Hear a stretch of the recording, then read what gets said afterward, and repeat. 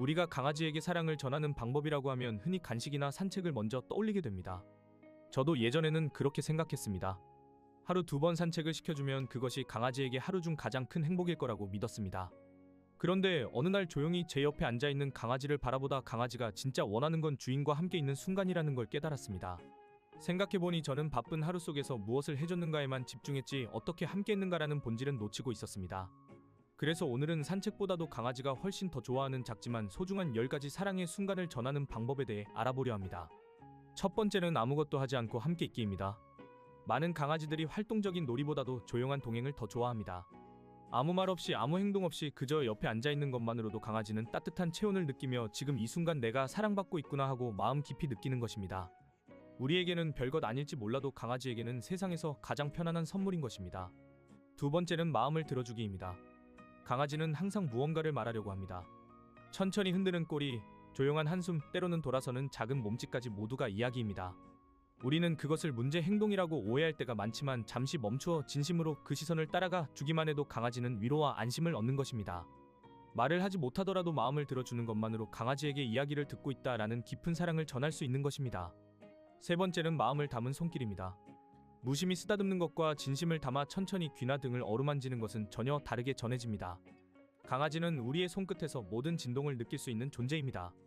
천천히 귀 뒤를 쓰다듬어 주거나 가슴을 원을 그리며 만져주면 강아지는 몸의 긴장이 풀리고 마음까지 편안해지는 것입니다.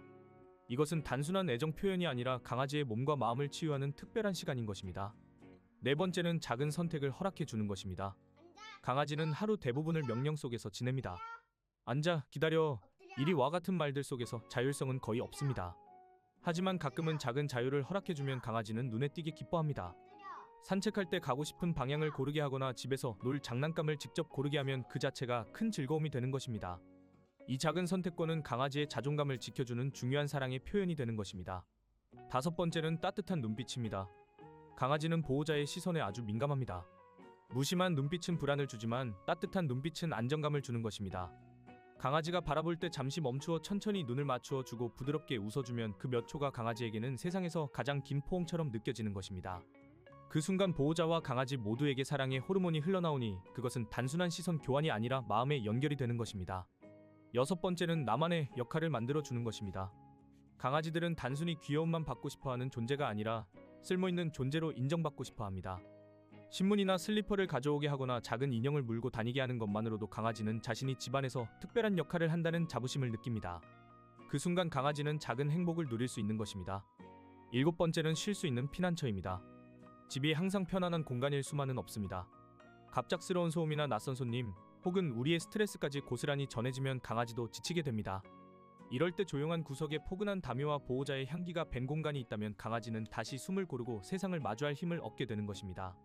그것은 단순한 장소가 아니라 강아지만의 작은 마음의 방인 것입니다. 여덟 번째는 향기를 남겨주기입니다.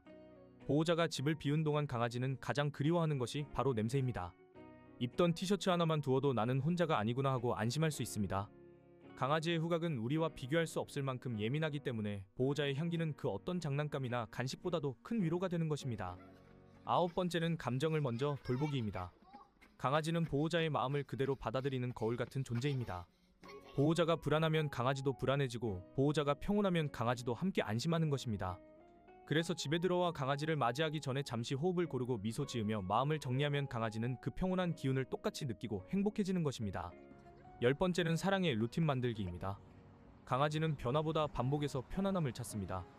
같은 시간에 산책이나 같은 말투로 인사와 같은 작은 일상이 강아지에게는 오늘도 사랑받고 있구나라는 큰 확신을 주는 것입니다. 지루하지 않을까 걱정하실 수 있지만 강아지에게 루틴은 사랑의 언어이고 안정의 약속이 되는 것입니다. 이 10가지를 모두 완벽히 실천해야 한다고 부담 가질 필요는 없습니다. 그저 오늘부터 한 가지씩만 천천히 시작해 보시면 됩니다. 강아지와 눈을 마주치며 살짝 웃어준다든지, 옆에 앉아 조용히 숨결을 나눈다든지, 천천히 등을 쓰다듬어 주는 것부터 해보면 충분한 것입니다. 그렇게 작게 시작한 변화 하나가 강아지의 하루, 그리고 우리의 하루를 훨씬 더 따뜻하게 만들어주는 것입니다. 오늘도 여러분과 강아지의 마음이 조금 더 가까워지는 시간이 되기를 바랍니다. 도움이 되셨다면 좋아요와 구독 부탁드립니다. 감사합니다.